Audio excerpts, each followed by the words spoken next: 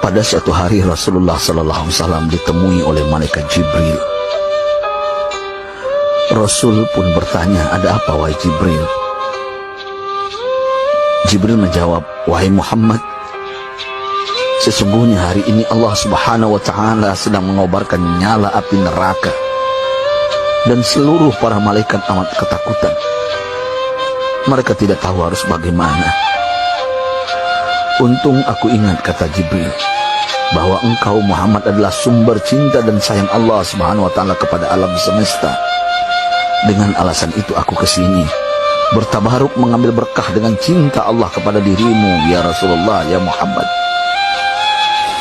Rasulullah terdiam beberapa saat, kemudian bertanya lagi, "Wahai Jibril, ceritakan padaku bagaimana neraka itu sesungguhnya." Jibril menjawab, "Wahai Muhammad, neraka itu bagaikan lubang-lubang yang terdiri dari 7 tingkat. Jarak antara satu lubang dengan yang lain ialah perjalanan 70 tahun. Lubang paling bawah adalah lubang yang paling panas." Nabi SAW meneruskan pertanyaannya, "Lalu siapakah penghuni lubang-lubang neraka itu, wahai Jibril? Sampaikan kepadaku, Jibril." Jibril menjawab, "Lubang yang paling bawah diciptakan untuk orang-orang munafik. Lubang yang berikutnya untuk penyembah berhala, lalu untuk penyembah bintang dan matahari." Jibril terus menerangkan penghuni tingkatan neraka hingga lubang yang kelima, tempat umat Yahudi, dan yang keenam dihuni oleh umat Nasrani. Setelah menjelaskan penghuni 6 tingkatan neraka, Jibril diam cukup lama. Rasulullah SAW penasaran dan bertanya kepada Jibril, "Wahai Jibril, siapakah penghuni neraka yang ke-7?" Jibril diam saja tidak menjawab. Rasulullah SAW mengulangi pertanyaannya, tapi Jibril tetap diam.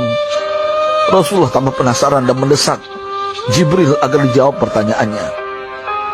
Akhirnya Jibril pun berkata, "Umatmu, wahai Muhammad, mereka itu para pelaku dosa besar di kalangan umatmu, yang dimana sampai mereka mati belum sempat bertaubat." Mendengar jawaban Jibril, Rasulullah langsung jatuh pingsan. Jibril merangkulnya dan meletakkan tubuh baginda di atas pangkuannya. Tak berapa lama Rasulullah SAW sadar dan langsung menangis bersimbah air mata dengan terisak-isak. Rasulullah mempertegas pertanyaannya, "Wahai Jibril,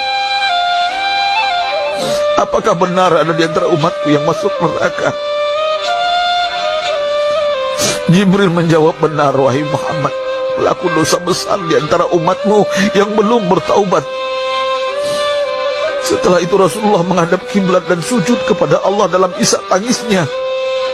Sesekali dengan suara pelan beliau membisikkan kata-kata, "Ummati ya Rabb, ummati, ummati, ummati." Beliau SAW tidak mengangkat kepalanya dalam keadaan seperti itu selama 3 hari 3 malam, kecuali setiap Bilal bin Rabah mengumandangkan azan, barulah beliau bangkit untuk menjadi imam, dan setelah itu kembali sujud lagi. Pada hari ketiga Abu Bakar menyadari hal ini, beliau mengetuk pintu Rasulullah dan mengucapkan salam 3 kali, namun tidak terdengar jawaban. Abu Bakar sedih dan berseru di hadapan pintu Nabi besar Muhammad SAW, "Apakah ada jalan untuk masuk ke rumahmu ya Rasulullah?" Tetap tidak ada jawaban.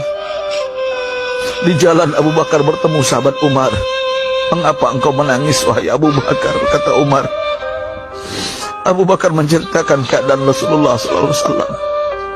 Maka Umar pun melangkah menuju rumah Rasulullah dan terjadilah hal yang sama. Umar pun pulang dan menangis.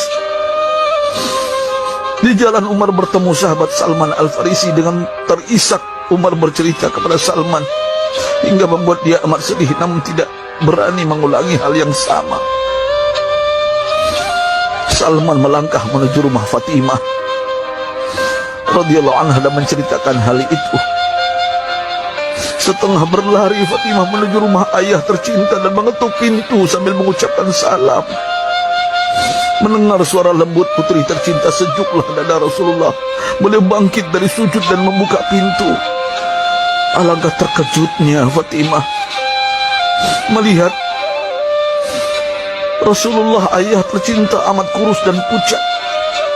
Fatimah memeluknya lalu menangis. Wahai ayah, apa yang terjadi? Mengapa engkau amat sedih seperti ini?